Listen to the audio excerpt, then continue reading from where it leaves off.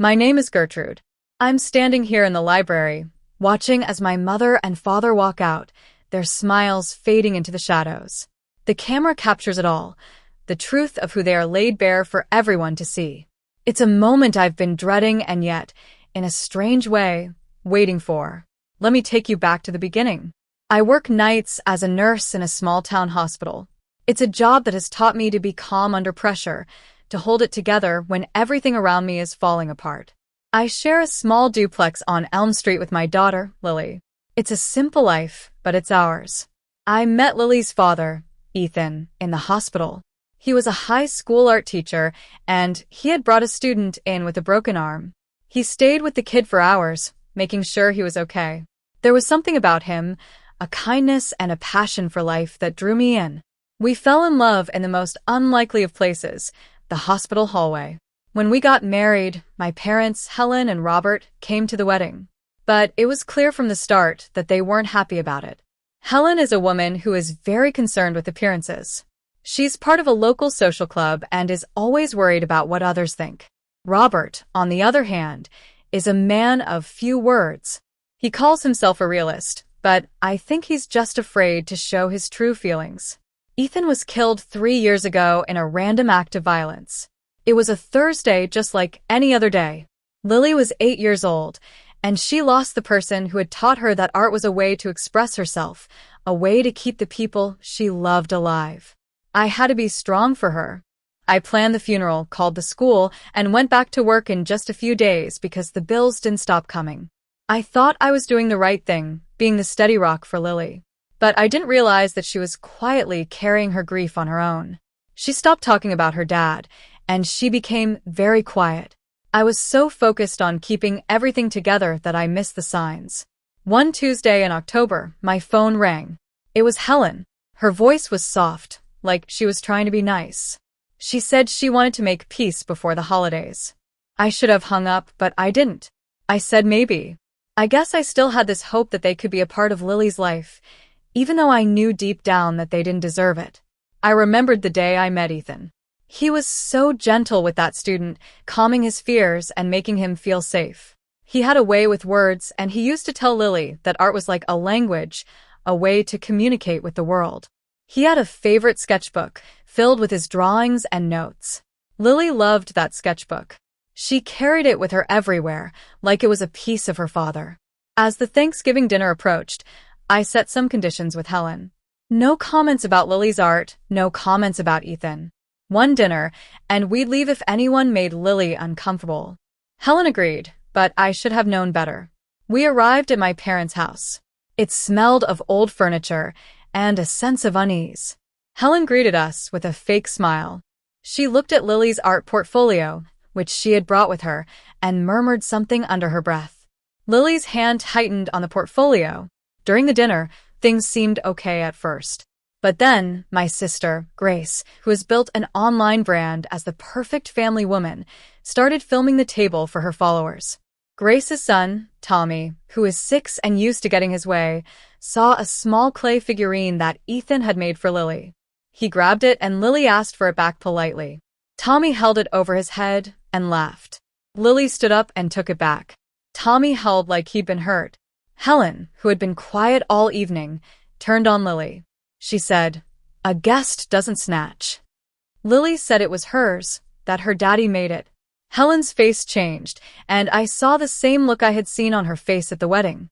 She said, "You need to learn your place in this house."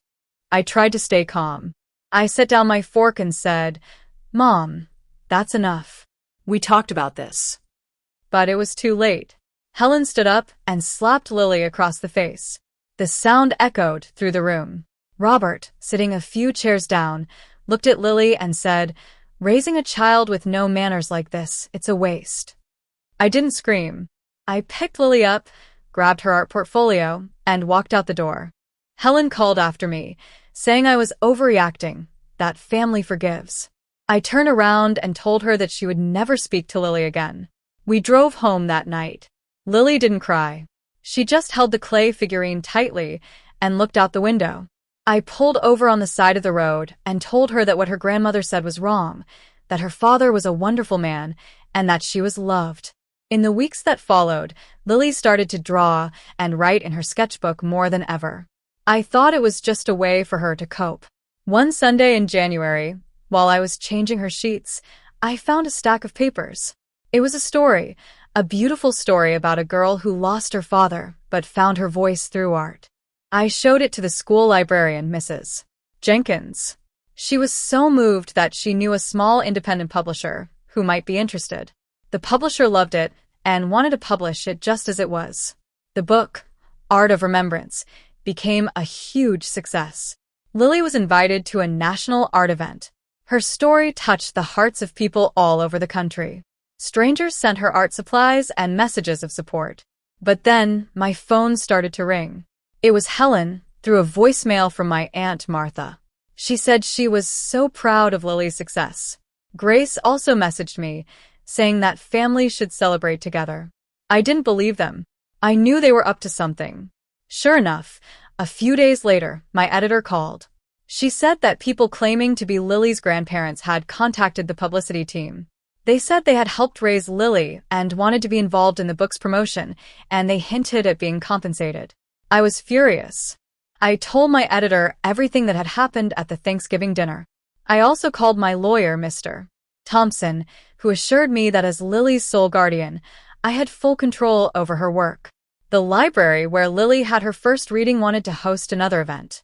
I agreed because it was Lily's moment. But I didn't know that Grace had contacted the event producer and told them that Lily's grandparents would be there to support her. On the day of the event, the library was full. Lily was nervous but excited. She carried her father's sketchbook and her favorite pencil up to the podium. She started to read her story, her voice clear and strong. Then I saw Helen and Robert walking in. They were dressed in their best clothes, smiling like they were the proudest grandparents in the world. Helen sat down in the front row, right in the camera's view. As Lily was speaking, Helen stood up and started walking towards the podium. I was up and out of my seat in an instant. I stood between her and Lily and said quietly, "You need to go sit down." Helen tried to push past me. She said I was making a scene, that she was Lily's grandmother and had every right. I said, "No, you don't." And then, all the pent-up anger and frustration came out.